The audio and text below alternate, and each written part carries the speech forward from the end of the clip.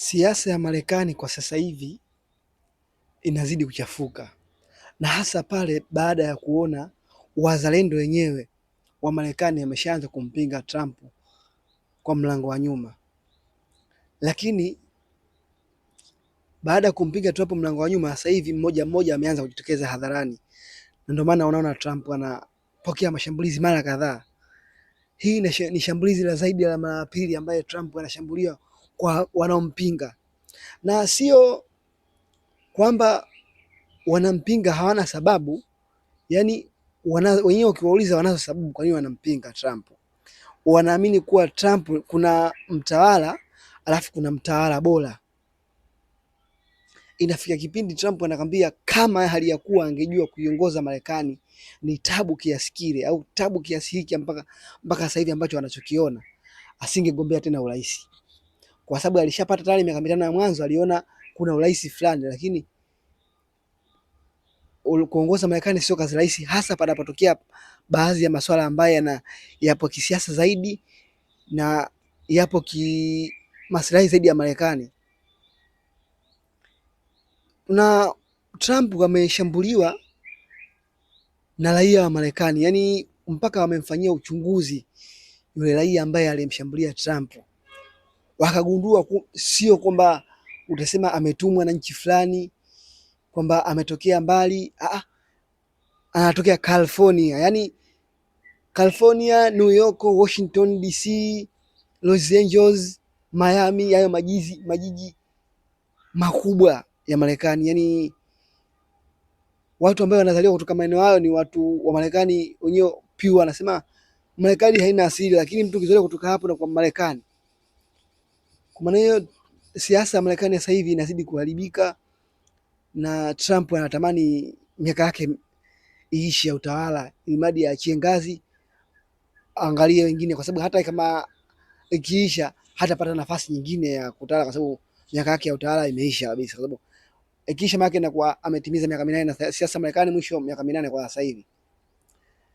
Lakini kwamba watu wachambuzi wa kisiasa wengi wanasema kuwa wenyewe wa Marekani sasa hivi wameshajishtukia na wameshaona makosa yao makubwa, kwa sababu Trump hakuanza kukataliwa na Marekani wenyewe, na hata nchi ambazo nchi ambazo mshirika wake wanapoanza kuhusiana na masuala ya migogoro na nchi fulani wa Marekani, Trump akiwataka kuomba misaada zile nchi ambaye mshirika, nyingi sana zinamkataa. Kwa nini?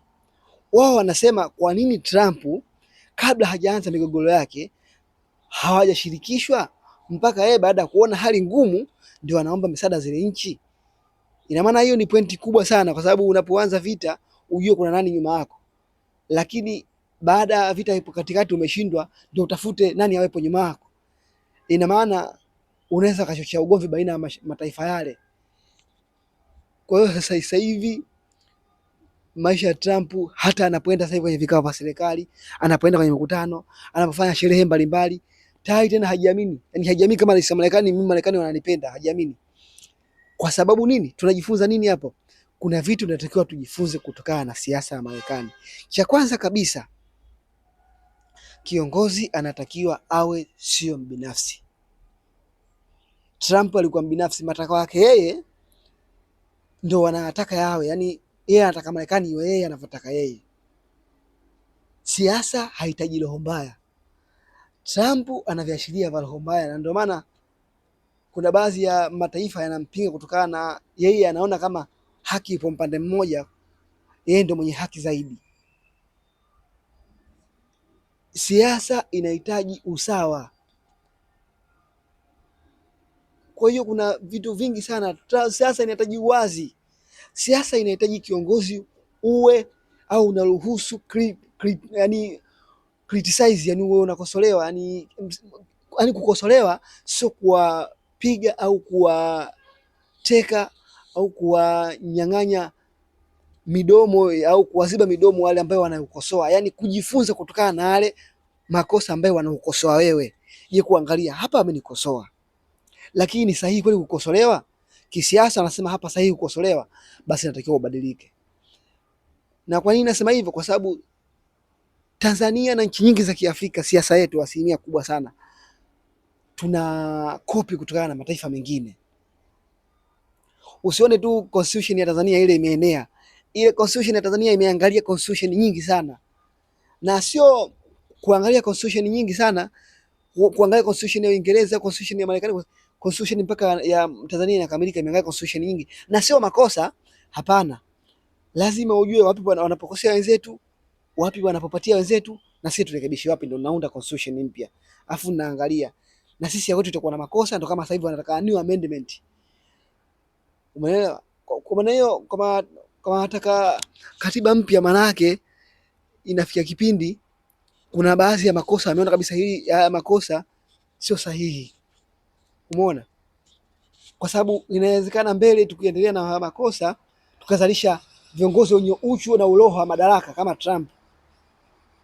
Yaani Trump atakaye ndio yeye ndio final third, wakati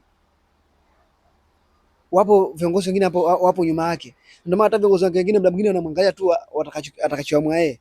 Alishindwa vita, anataka siasa. Kaona hii vita kumbe wa Irani hawatanii, wapo tayari kufa. Na nitapoteza vitu vingi na hamna mtu yote ambaye anachagua uwanja wa vita, itakuwa uwanja wa vita nchi yangu na nchi nyingine ambaye washirika nao wamenikataa. Ameona bora arudi nyuma kupitia mlango wa nyuma, sasa maongezi yakae chini. Ina maana anaona kabisa baada ya kukosea kitu fulani, hapa nirekebisha kitu fulani, lakini anajikosoa mwenyewe. Baada ya kukosolewa, kukataa ukosoaji na wananchi wengine. Kwa hiyo hapo tunatakiwa tujifunze mambo mengi sana kutokana na siasa ya Marekani.